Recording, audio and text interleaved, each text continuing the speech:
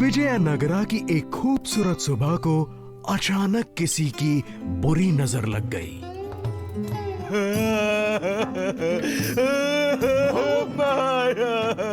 बोलो सेनापति, इतने परेशान क्यों हो? बुरी खबर है। उत्तर से दिल्ली के शहंशाह हमारे राज्य की सीमा में घुस आए हैं। वो भी 20,000 सैनिकों के साथ। जब मेरी फौज में ही दम नहीं तो मैं उनसे क्या मुकाबला करूंगा? मैं अपना राज्य खो दूंगा। ऐसा कुछ नहीं होगा महाराज। मैं जाकर शहंशाह से बात करता हूँ। हो सकता है बात करने से सब ठीक हो जाए। आप इसे कैसे भेज सकते हैं? यही तो इस सब के लिए जिम्मेदार है। मैं तो कहता हूँ कि राज्य की सेना को कमजोर बनाने के षड्यंत्र के लिए इसे खत्म कर दिया जाए। खामोश राजगुरु, जब देखो शिकायत करते रहते हो। इन पर ध्यान मत दो। रुक जाओ, मैं तुम्हें छोड़ूंगा नहीं। आगे जाओगे कहाँ? जल्दी जाओ रुको। और मेरे राज्य को बचा लो। अपने कंधों पर पूरे राज्य को बचाने की जिम्मेदारी का भार उठाकर तेनालीरामन बिना झिझक के शहंशाह से मिलने चल पड़ा।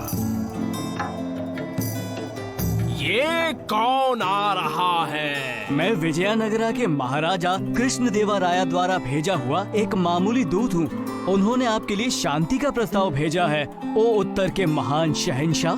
शांति? हाँ, बहुत अच्छे दूत। जितने ना समझ दिखते हो उतने हो नहीं।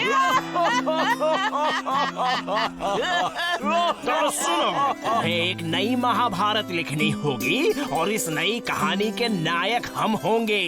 तुम्हें उसे 1 हफ्ते में पूरा करना होगा और उसमें हमारी, सिर्फ हमारी ही हुकूमत की तारीफ होनी चाहिए। अगर तुम कामयाब हुए तो हम शांति का प्रस्ताव कबूल कर लेंगे, लेकिन अगर नाकाम रहे तो मेरी फौज तुम्हारे राज्य को तहस नहस कर देगी। तुम आ गए। मेरे लिए अच्छी खबर लाए हो ना रामन? तेनाली ने कृष्णदेवराया को शहंशाह की शर्त के बारे में बताया, लेकिन उसके बाद वो और निराश हो गए। रामन, ये क्या कर दिया? ये काम नामुमकिन ही शहंशाह ने मुझे इस काम के लिए पूरे 1 हफ्ते का समय दिया है महाराज। मुझे कोशिश तो करने दीजिए। ठीक है तेनाली, मुझे तुम पर यकीन है।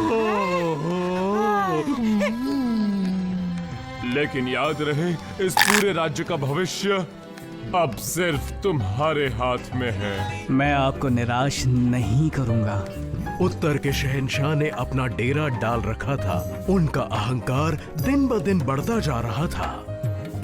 जहाँपना, जहाँपना, जहाँपना, वो दूत पालकी के साथ लौट आया है।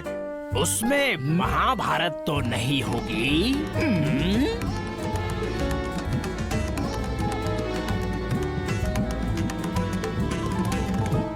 शहंशाह आला, मेहनत मशक्कत करने के बाद मैं उस महान गाथा को लिख पाया।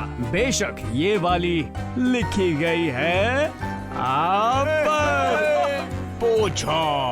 मैंने आपको कहानी में एक धर्म राजा बताया है जो सिर्फ न्याय करता है।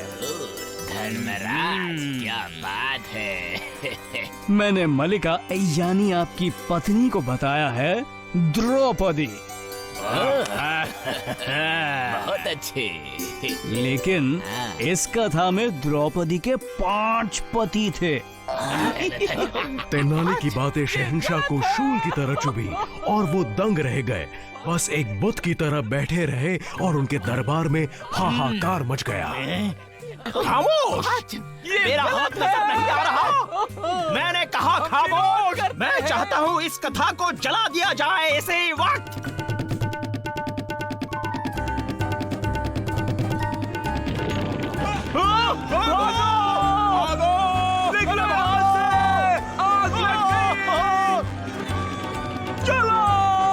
शहंशाह का अहंकार जलकर राख हो गया और वो शर्म से भाग निकले और तेनालीरामन भी महल लौट पड़े ताकि आराम कर सके।